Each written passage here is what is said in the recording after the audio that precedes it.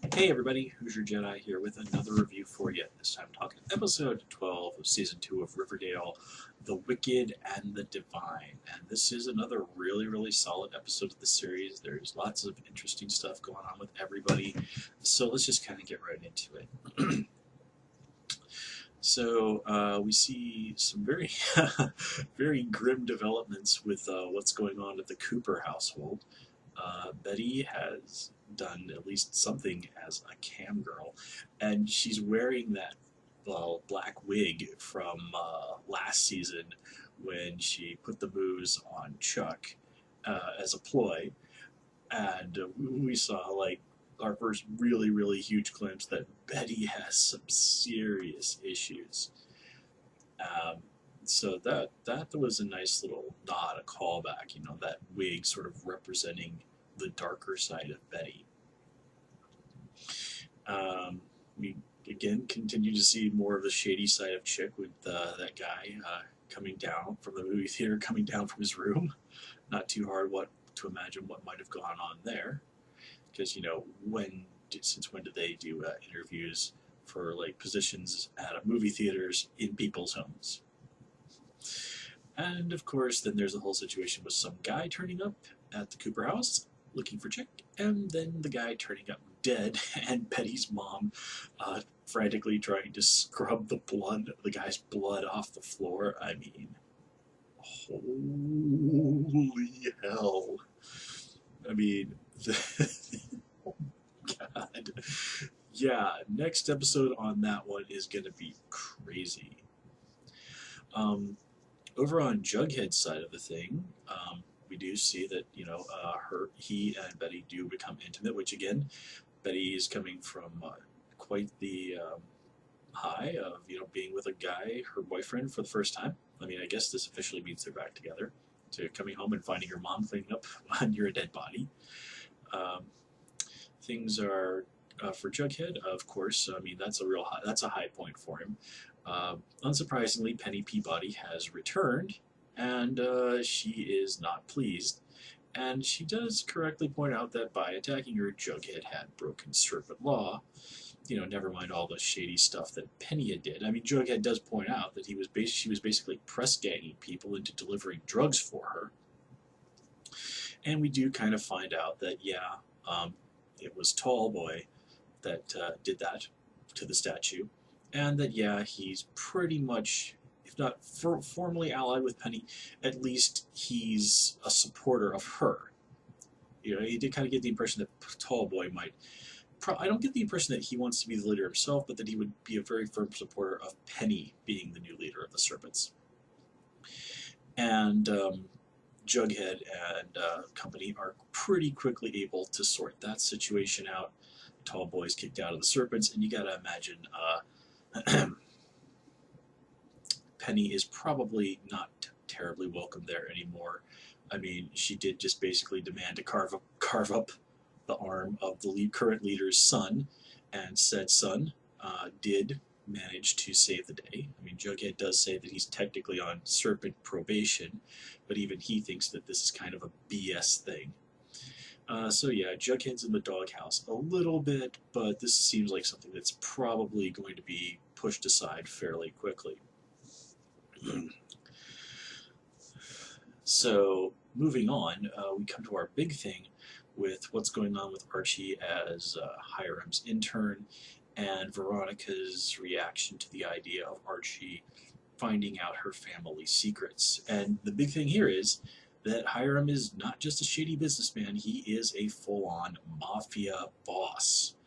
Now, this seems a little unnecessary, I think. I mean, him being a super crooked businessman seems sufficient, but it is an interesting thing to sort of like, okay, well, let's push that even further. And the Veronica going from, just spoiled rich girl daughter of a very prominent sort of who is it like Vanderbilt family to full-on mafia princess. That's also quite interesting. I mean, it's again pushing her in a direction that's not super dissimilar from the character we've always known, just like Riverdale, much darker. And it kind of explains why her parents were so reluctant to bring her in fully on what they were doing, how they make their money. I mean, at this point, Veronica is well aware that her dad and shady business deals are no strangers to each other. But there's a difference between being a shady businessman and being a mobster. Granted, these two things are often hand in hand, but again, it's not the same thing. And putting this up against Veronica's Confirmation is also a nice touch here. I really like that scene where Veronica talks to the senior in the confessional, and she sees that, he just sort of, she's like, I'm concerned I might be leading somebody that I love down a dark and unrighteous path. And the Monsignor's like, yeah, just some, Hail Marys and some Our Fathers. Again, showing that perhaps that, gangsters and less than moral priests are not exactly strangers to each other either. And I really love that bit at the confirmation where she sort of is asked, do you renounce Satan and all of this other stuff? And you briefly see her father, and then you see Archie framed in this angelic light. And it does kind of show you that despite what Veronica says, that she is most definitely not rejecting the evil of this world. She's going to try to, it looks like, swim in those dark waters, and use Archie as kind of her guiding light to keep from being fully consumed by it. Which does seem kind of be interesting, like afterwards, where she's kind of like tries to get Archie to step away from it. Now, maybe I'm just reading the situation wrong, but Archie isn't having any of it. He's like, look, I know the whole truth about it. I don't care. I want to be with you no matter what. Which again does speak to Archie's most positive traits, is that he is a very earnest person, and that he very fully commits to people that he cares about. There is not anything that he will not do for people he loves, which is, of course, not always good. Also, it does kind of put Archie in an interesting situation where he, was working with Agent Adams to protect his father, and he tries to do the right thing by telling Hiram, it's like, holy crap, dude, I think this guy is planning to kill you, which ends up with Papa Poutine dead. So you have to wonder if Archie is just also not protecting himself when he chooses not to tell Agent Adams or to talk to Agent Adams about what has happened. But also, you kind of have to think that, well, again, if he does bring, bring the weight of the law down on Hiram, that's also going to destroy his relationship with Veronica.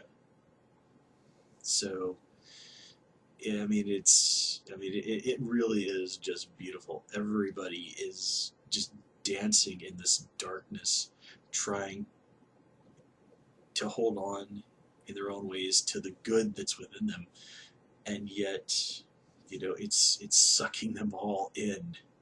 And I love this. I love it so much.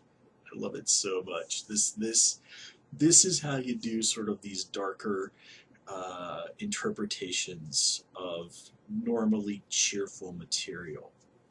You keep the stuff that was good there in the first place. You just push it a little further, and you make sure that it's always a struggle, that it's never 100% the same thing, that it's never 100% good, that's 100% bad.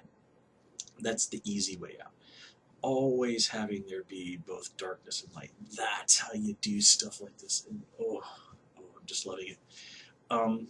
Also, interesting kind of thing with Mayor McCoy, that she's taking money not just from a shady businessman, like from a full-on mobster, which really, really casts her in a very, very negative light.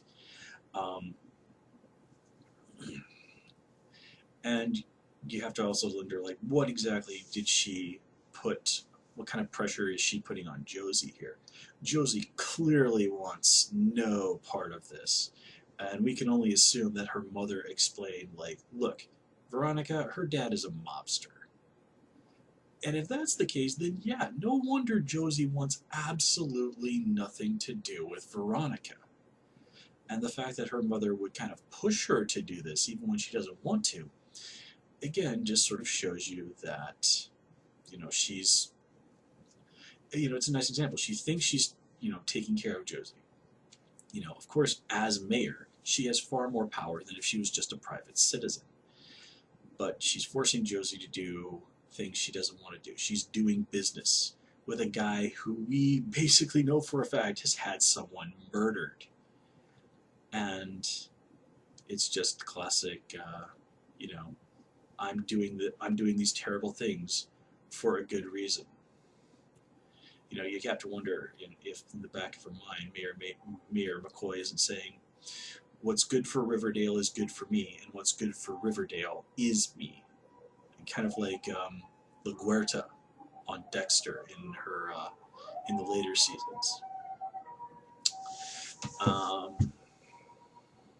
Yeah, guys, I think that's everything I had to say about this episode. So I'm going to call it here. One thing. I love the song that they chose to sing in this. And it's interesting that Veronica refers to it as Bittersweet Symphony from the Cruel Intentions soundtrack.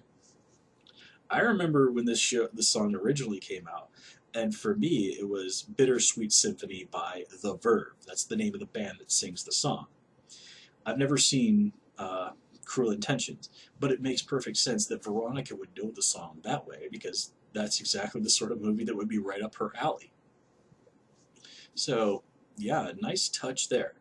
It makes sense that Veronica would think more of the movie it was from than the band that sings it. And in all fairness, I don't think the Verve had too much else in the way of major hits. So, anyways, guys, let's call it here. As always, please comment, rate, subscribe. Of course, you can follow me on Twitter at Who's Your Jedi, and please also join me on Tumblr at Jedi Reviewer. Until next time, take care and have a good one.